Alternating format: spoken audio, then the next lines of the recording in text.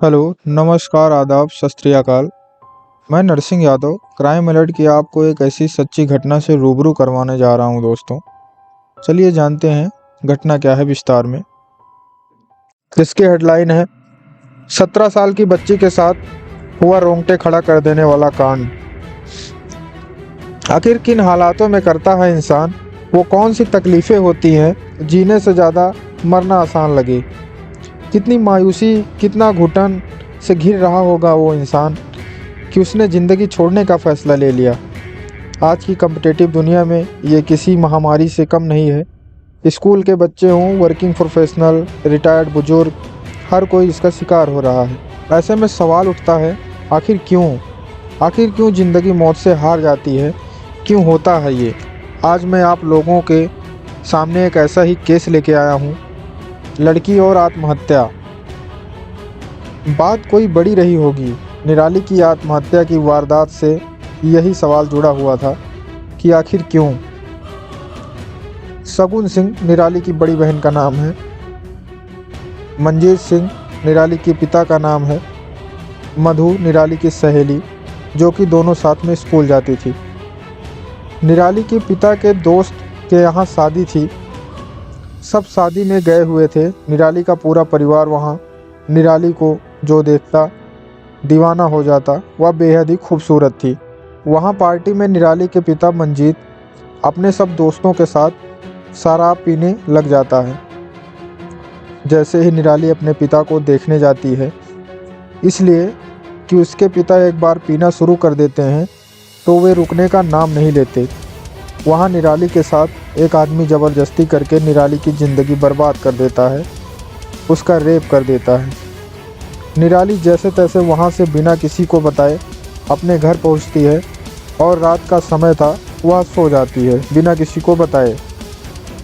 सुबह होती है, उसका पिता उसे उठकर नहाने को बोलता है।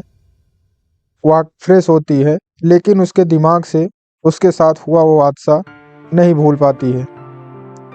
जैसे ही 20 मई की सुबह उसका पिता उसके लिए कुछ उसकी मनपसंद की चीज़ खाने को लाता है और दरवाज़ा खोलता है तो कमरे में निराली की लाश पड़ी थी। पुलिस टीम मौके पर पहुंचकर पूछताछ करती है। उसके घर वाले हमें कुछ नहीं पता ऐसा कहकर टाल देते हैं। निराली की बड़ी बहन बोलती है कि 2 दिन पहले हम लोग मार्केट गए थे कुछ सामान लाने, तभी एक लड़का निराली का दुपट्टा खींचकर भागा था। मैंने पुलिस स्टेशन में उसकी कंप्लेन भी करवाई थी। पुलिस ने उस लड़के को अरेस्ट किया, उससे पूछताछ की गई। पुलिस ने उसकी सहेली मधु से भी पूछताछ की, लेकिन कुछ खास पता नहीं चला। फिर पुलिस स्कूल में गई, निराली की प्रिंसिपल से पूछताछ की तो टीचर ने बोला, एक दिन पहले निराली स्कूल आई थी तो वह बहुत गुमसुम थी। पुलिस जैसे तैसे पता करके उस शादी की तह तक पहुंचती है जिस दिन शादी में निराली और उसका परिवार गया था। पूछताछ से पता चलता है उस शादी से निराली अकेले सबसे पहले घर आ गई थी। ये शादी थी जीवन संगिनी मैरिज हॉल में, ये शादी थी। पुलिस उस मैरिज हॉल पहुंचती है और वहां के मैनेजर से उस दिन वाला शादी का सीसीटीवी फुटेज मांगती है जिसमें निराली मौजूद थी। मैनेजर ने शादी का वीडियो दिखाया, उसमें कुछ खास पता नहीं चला। निराली ने शादी में जिससे भी बात की थी, पुलिस उन सबसे बातचीत करती है। उन सबसे कुछ ना कुछ थोड़ा बहुत पता चलता है। वहाँ से एक नाम उभर के आता है, गौरव, जो कि उसके स्कूल का फ्रेंड था। लेकिन गौरव ने बताया कि हम सिर्फ फ्रेंड थे और कुछ नहीं। पुलिस भी सबूतों के सुराग जुटाने में लग जाती है। तमाम कोशिशों के बाद एक सुराग पुलिस को मिलता है, सिल्वर कलर की गाड़ी, जो कि निराली के चाचा सुखविंदर की थी, जो कि निराली के पुश्तैनी ज़मीन के पेपर पे निराली के पापा से धोखे से सिग्नेचर करवा लिए थे। पुलिस सुखविंदर के घर पहुंचती है। सुखविंदर के घर से कुछ खास पता नहीं चलता। फिर दोबारा पुलिस स्टेशन में सुखविंदर और उसकी वाइफ को बुलाया जाता है।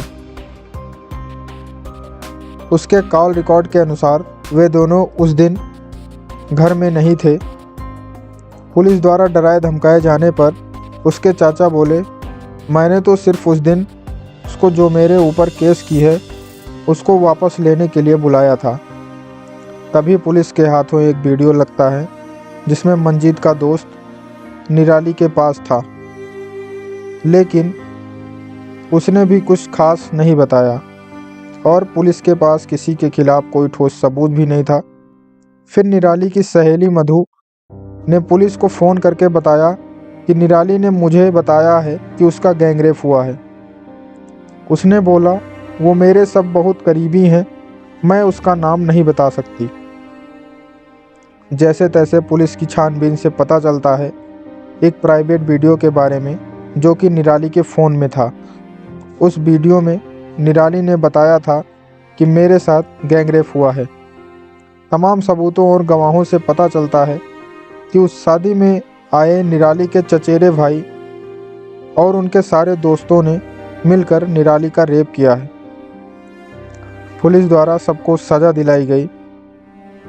कहानी पुलिस सूत्रों पर आधारित है। नमस्कार दोस्तों।